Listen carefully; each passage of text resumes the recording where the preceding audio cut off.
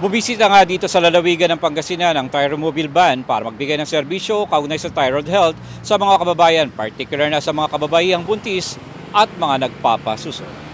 Ang Thyromobile Van ay isang programa ng Iodine Global Network sa pakikipagtulungan ng Philippine Thyroid Association at Salinas Food Inc. Ayon kay Dr. Chopilo San Luis Jr., National Coordinator for the Philippines of the Iodine Global Network, layunin ng Thyromobile Van na maihatid ang serbisyo ng thyroid health sa mga lalawigan na may kakulangan ng iodine, particular na sa mga babaeng buntis at nagpapasuso. Anya, isa ang Pangasinan sa 15 lalawigan na may problema sa iodine deficiency sa bansa at kauna-unahan ng Pangasinan na binisita ng kanilang Thyromobile Van. Ang Thyromobile kasi ay isang initiative para dalin yung mga services for thyroid health sa mga vulnerable communities.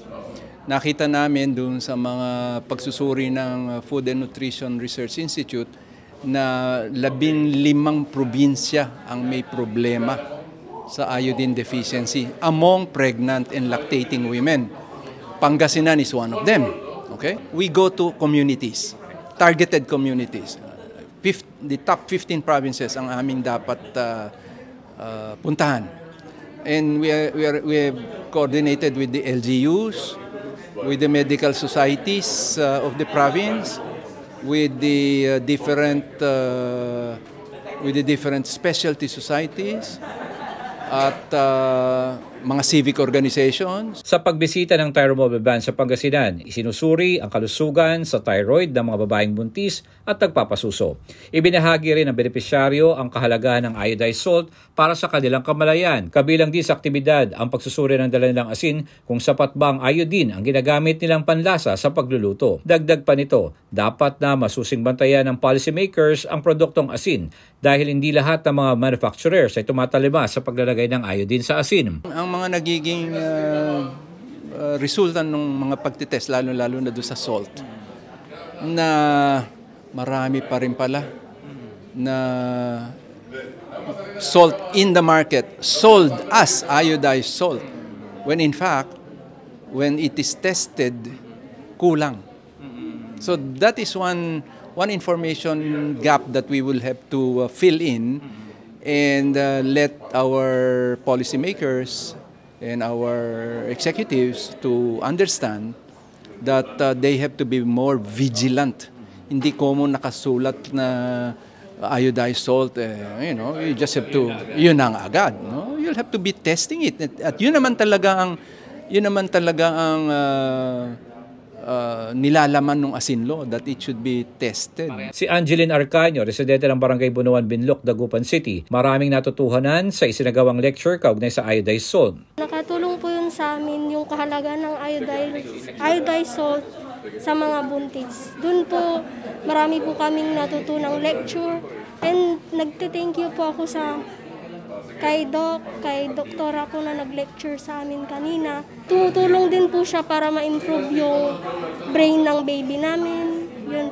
Idiniin ni Dr. Luis ang kalaga ng iodine sa asin dahil ito ay makakatulong sa mga babaeng nagbubuntis at nagpapasuso para sa mental development ng kanilang mga anak. The relationship between the thyroidal health is very essential for successful outcomes of pregnancy.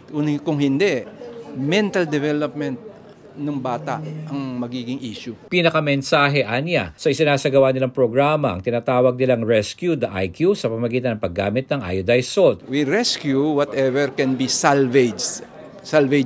You know? Napakadali namang i-rescue yung mga IQ with the use of adequately iodized salt. So yun ang aming pinakamensahe dito, that the people who will have to be prodded to be using iodized salt will have to be very, alam naman nila dapat na yung kanilang ginagamit, na hindi lang como sinabi may iodized salt, dapat tinetest. Samantala, ibinahagi ni Johnny Kong Hoon, ang President and CEO ng Salinas Food Inc., ang dahilan kung bakit ay pasang asin law noong 1995 at anya, mas mabuting igalang na lamang ang nasabing batas. Yung asin law, sa ngayon, law pa rin yun. So, mas magandang igalang natin kaysa kutsain natin. Kasi, ang hindi nyo maaaring awareness kung gaano pinagdaanan para mabigyan ng suporta yan. UNICEF, WHO, DOH, NNC, Rotary Club, Kiwanis, ang dami worldwide po yan na kumbinsido na kailangan po may sulong yan. Kaya naging batas. So, pananaw ko naman, yung katotohanan, sabi nga ninyo sa SMNI, yung katotohanan, tumulong kayo magsabi ng katotohanan dahil may historya na po ito since 1993. Naging batas po ito ng 1995, Republic Act 8172. Pinayuhan naman ni Dr. San Luis sa mga mababatas ay di kailangan i-repeal ang asinlo, ngunit maaari itong i-amyenda dahil kailangan lang naman i-iodize ito para sa human consumption at hindi sa iba pang gamit nito. Para sa Diyos at Pilipinas kung mahal, J. Miguel Mendoza, SMNI News, North Luzon.